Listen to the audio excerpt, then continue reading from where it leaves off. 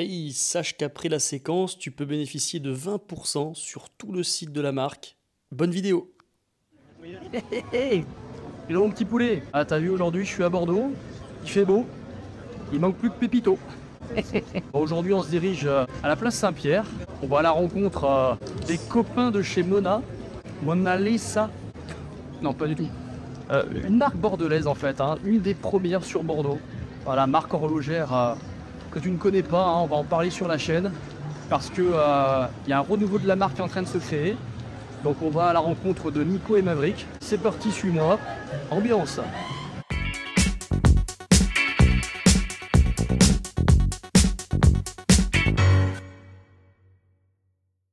On est pas bien là dans les petits sièges? Ah bah là on est bien.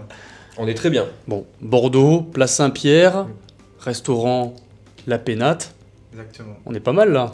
On est très bien. Bah, t'es Merci, bien accueilli, Julien. merci en tout cas. Merci Seb. Voilà, Seb, le proprio, Exactement. voilà, qui fait des réducs avec le code remontre. Non, Ça peut se négocier après. on sait jamais, hein. Alors, on va se présenter, hein? Avec plaisir. Donc moi je suis Nicolas, donc un des repreneurs de Mona. D'accord.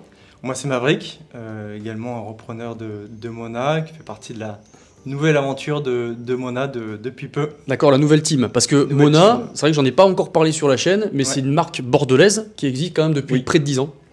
Voilà, Même mine de ouais, rien. plus de 10 ans. C'est Plus une de marque 10 ans, qui ouais, a été 2012, créée je en crois. 2012 Ouais, c'est exactement, par 3 fondateurs à l'époque, Ouais. qui avaient vraiment pour volonté de faire une montre. Alors à l'époque, c'est une des premières micro-marques. Hein, ça existait quasiment pas, les micro-marques françaises. Donc ils se sont lancés dans cette aventure pour casser un peu les codes, faire une montre originale qui leur ressemble.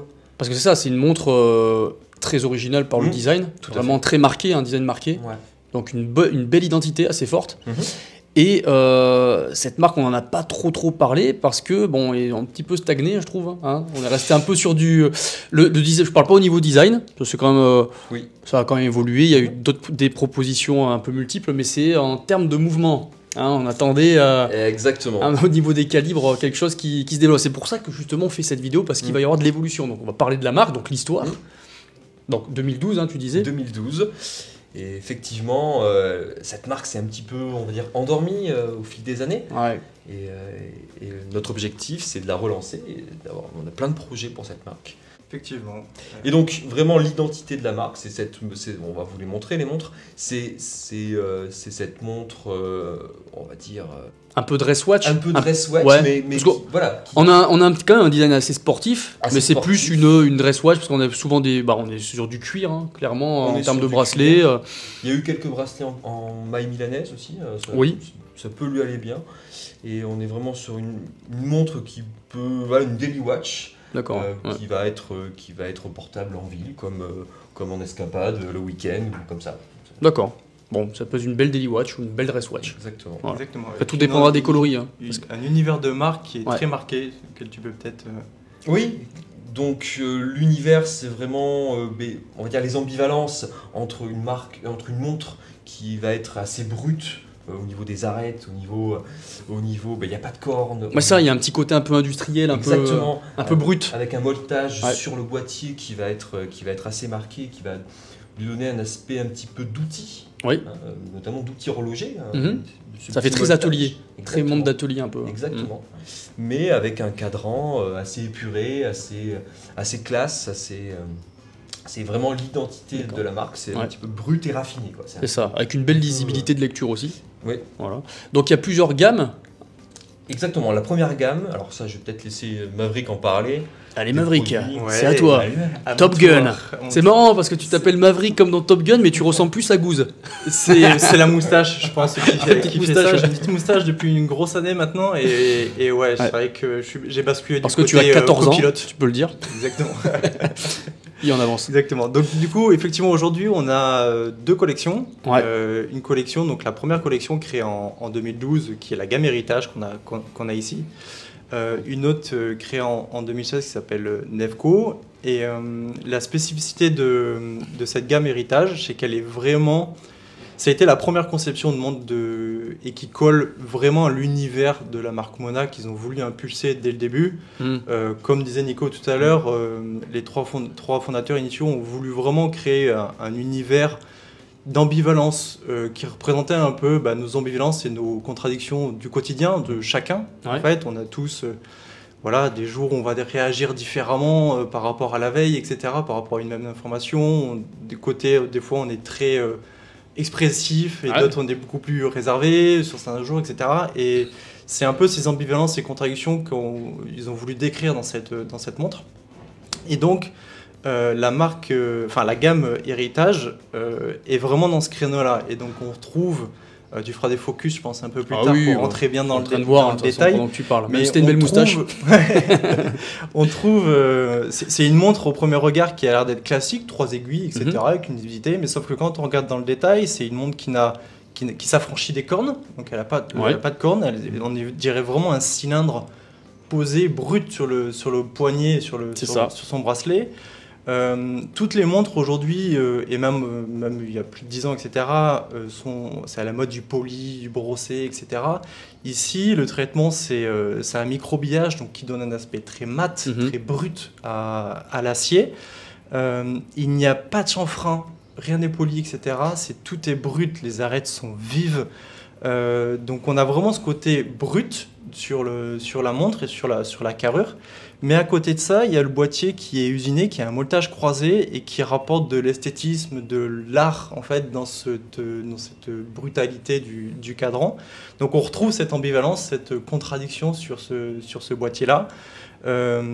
Et pareil sur les aiguilles, on a des aiguilles qui sont cigarettes, bâtons, chose qu'on trouve rarement sur des montres de nos jours, avec une pointe de couleur sur l'aiguille des heures pour se démarquer et rajouter encore de la lisibilité Bien sûr, hein. Et ça ajoute même un petit côté sportif, je trouve. Exactement, et le côté un peu dressage, comme tu disais, qui est aussi sur le créneau. Oui, bien sûr. De et c'est vrai qu'en fait, c'est une ambiance un petit peu sportive, brute, etc. Mais en fait, on est vraiment clairement sur une daily watch, dress watch, au final. Exactement. Et c'est vrai que quand on regarde, moi, le côté sportif qui m'a un petit peu interpellé, c'est quand on voit le logo qui fait un peu double... Et d'amis un peu de drapeau. Exactement. Ouais, c'est ça, double drapeau. Double drapeau. C'est deux drapeaux qui représentent en fait la volonté de Mona de s'engager, de s'engager sur quelque chose de différent, de différenciant. Et donc c'est l'étendard qui porte cette différence. D'être toujours dans la course. C'est très subtil, mais la forme des drapeaux rappelle le M et le W de Mona Watches.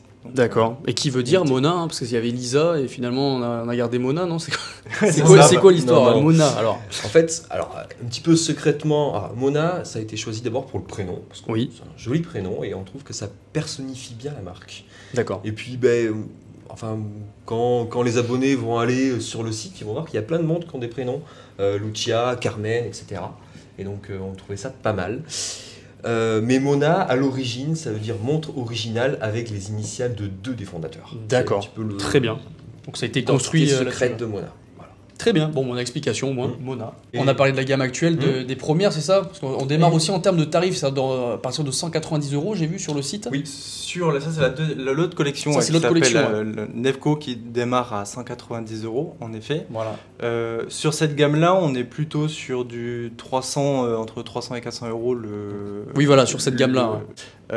En effet, parce qu'on a un travail qui est vraiment différent de ce qu'on a trouvé sur... Au niveau de l'usinage, c'est différent déjà. Et je crois qu'en plus, c'est de l'État qui est mis... C'est un mouvement État. Mouvement État, un quartz, mais... Quartz, oui, on est sur du quartz. Les deux gammes actuelles sont sur du quartz. Et celle-ci a un mouvement État, en effet, à l'intérieur.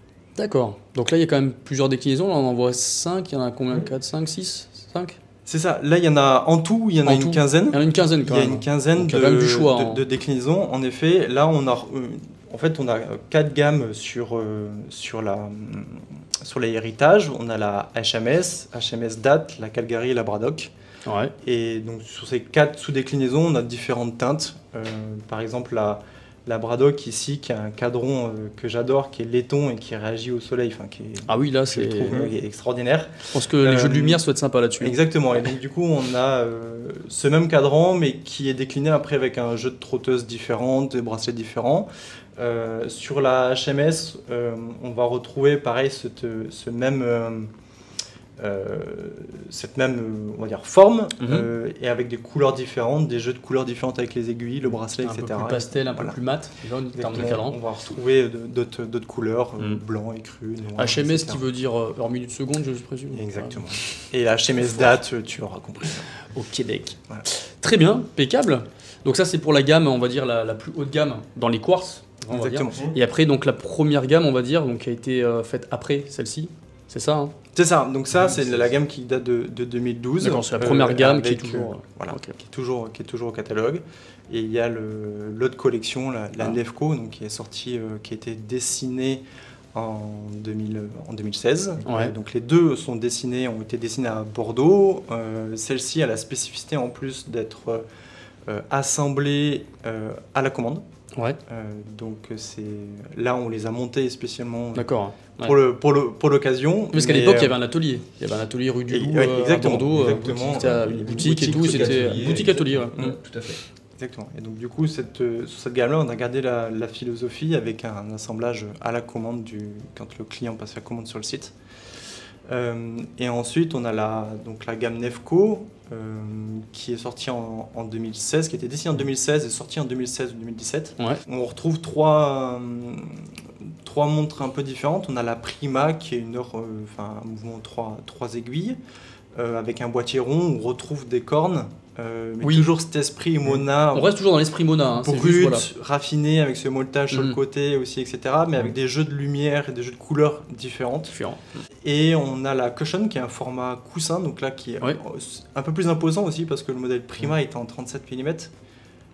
Et le Cushion donc en format coussin est en 41. D'accord. Et donc Ça prend de la place sur le poignet quand même. un peu plus, Ouais. un peu plus imposant, ouais, plus pour des poignets masculins, Mhm. même si ça va très bien sur certains Oui, bien sûr. poignets De toute façon, il faut féminins les aussi. essayer les montres. Hein. Exactement. Et pareil, donc là, un jeu de couleurs et de réflexion un peu différente sur cette gamme Cushion. Et la troisième, qui est une gamme chrono, où là, il y a vraiment eu beaucoup d'exercices de couleurs sur cette gamme chrono. On a un modèle Kourou qui marche bien, qui est en fond bleu, qui est bleu-orange, donc qui fait vraiment très très sport celle-ci. Ouais. Labyrinthe qui est blanche et bleu. D'accord, on est etc. toujours avec Donc, des jeux de couleurs, on joue avec les contrastes. Exactement. Aussi, ouais.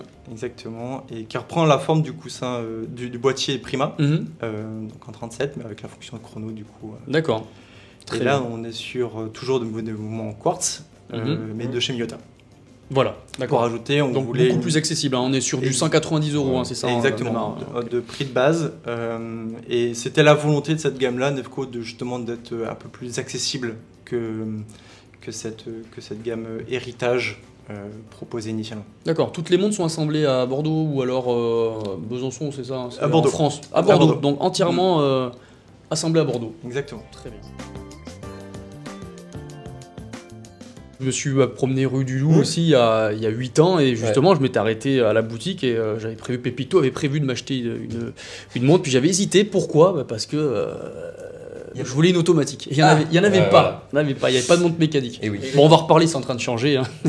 Ça va peut-être changer bientôt. Ça va peut-être changer bientôt. Et on arrive du coup avec, pas pour faire la même chose, on continue bien sûr de vendre ces belles montres qui ont une signification particulière et on arrive avec des nouveaux projets. Allez, on va en parler. Bah, l'objectif, comme tout le monde s'attend, c'est de faire une montre mécanique, une Mona mécanique. Ouais.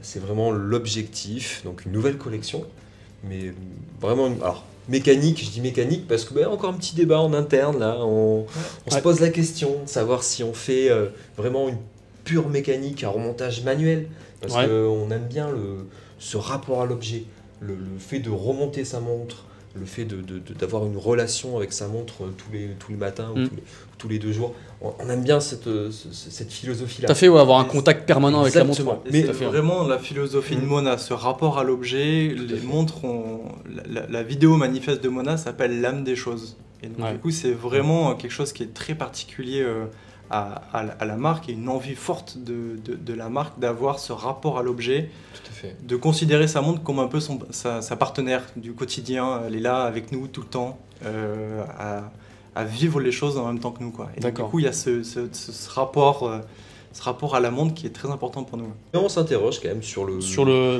le choix. possibilité ou le choix de aussi faire une automatique. D'accord. Donc, on est en train d'étudier ça, de faire un petit peu le design Bon, ce de qu'on va ce faire, nouveau modèle. Un truc, on va demander aux abonnés. Ah, Voilà, on de peut faire ça. Hein, voilà. Ah, c'est- Bon, alors, mécanique, Oui, avec remontage plaisir. manuel, Comment remontage ça, automatique. Avec plaisir.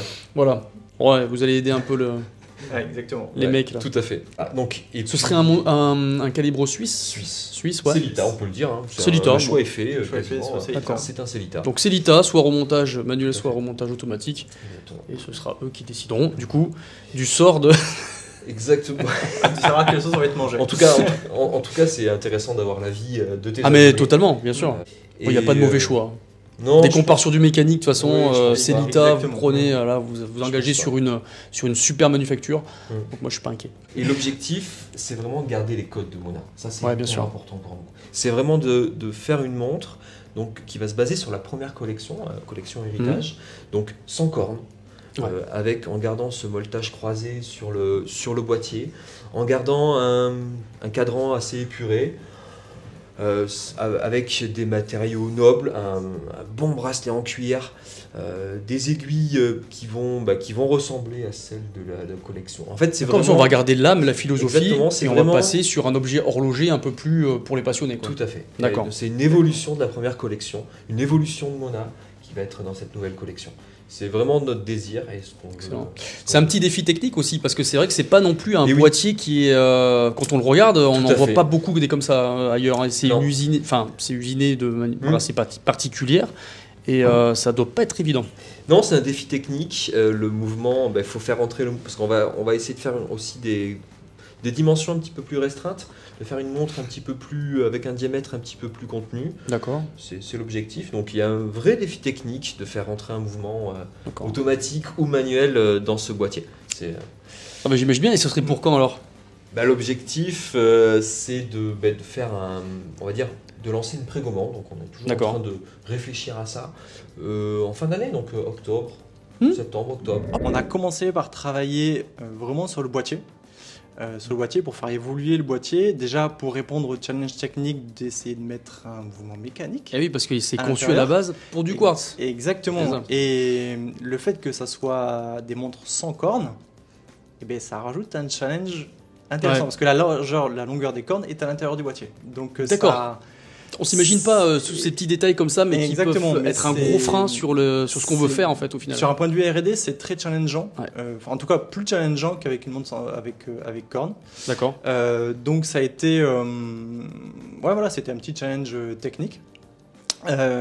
Et donc on fait évoluer la boîte pour accueillir ce mouvement, mais aussi avec des évolutions esthétiques que nous on voulait voir sur cette.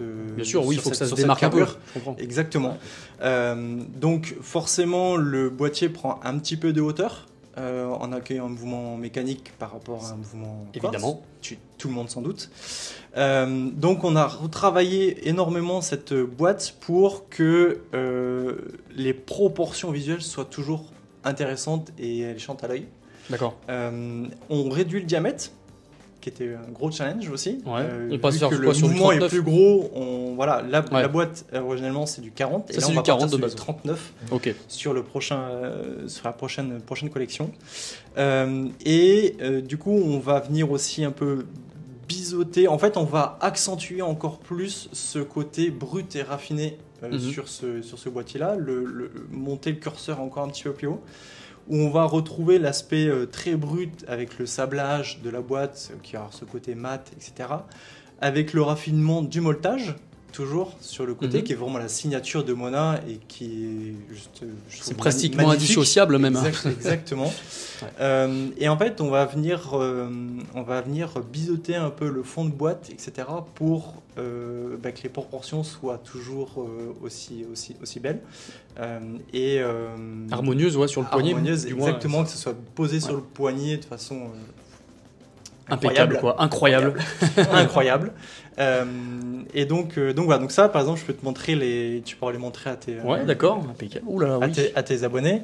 Donc ça, c'est des designs qu'on a fait vraiment nous-mêmes. Hein. On n'est pas passé par des sous-traitants. C'est nous qui designons la boîte, qui ont fait la R&D, etc. Et donc ça, c'est des plans qu'on a fait nous-mêmes.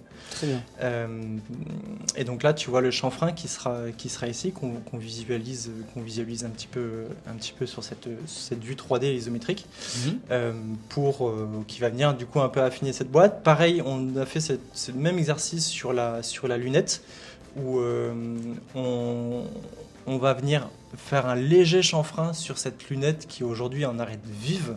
D'accord. On va venir aussi un petit peu le casser cette arête pour l'harmonie visuelle du boîtier. Et donc là, tu peux voir ici, on a fait des milliers de prototypes 3D sur ordinateur, et on en a imprimé, tu vois, quasiment une quinzaine pour arriver un peu à l'aboutissement de ce boîtier-là. C'est vraiment hyper intéressant, et là on a vraiment hâte de recevoir les prototypes physiques en acier. J'imagine, ouais. Donc ça devrait pas tarder. Ça devrait arriver d'ici un grand mois. Et on a envie d'amener quelque chose d'artisanal, un savoir-faire dans ces cadrans, dans ces aiguilles, on va essayer de les faire. On va les faire. Ah, carrément, d'accord. On va faire les cadrans, on va les peindre, c'est l'objectif. Ah oui, donc le moins de sous-traitance possible sur les futures moutures, quoi, on va dire. À Bordeaux, que ça soit et qu'on fabrique, qu'on fasse ces cadrans. C'est vraiment l'objectif, et je pense que ça peut être une plus-value, ça peut être aussi un moyen de rendre les cadrans quelque part uniques. Parce que quand on va les faire, c'est pas industriel, c'est artisanal. Et là, on passe un gap sur cette version mécanique où on aura, donc j'ai vu du 10 ATM, oui. Donc on peut se baigner avec. Voilà. Bon, normalement. On aura quoi d'autre? On aura du verre saphir. Un verre saphir, évidemment. Un riable. Voilà. Et ensuite, un mouvement suisse. Un mouvement suisse, on en a parlé. Un voilà. Assemblé ici. Et la fourchette de prix. Mais alors, je parle de fourchette parce que je pense que tout n'est pas définitif. Non, c'est pas définitif. On est encore en phase de R&D, tout à fait, donc c'est pas définitif. On est en train de sourcer des fournisseurs, des fabricants pour les différentes pièces. On va essayer de se situer entre 700 et 1000 euros. D'accord. Voilà. Bon, c'est l'objectif. Ah oui, mais ça reste hyper concluant. Enfin, c'est oui.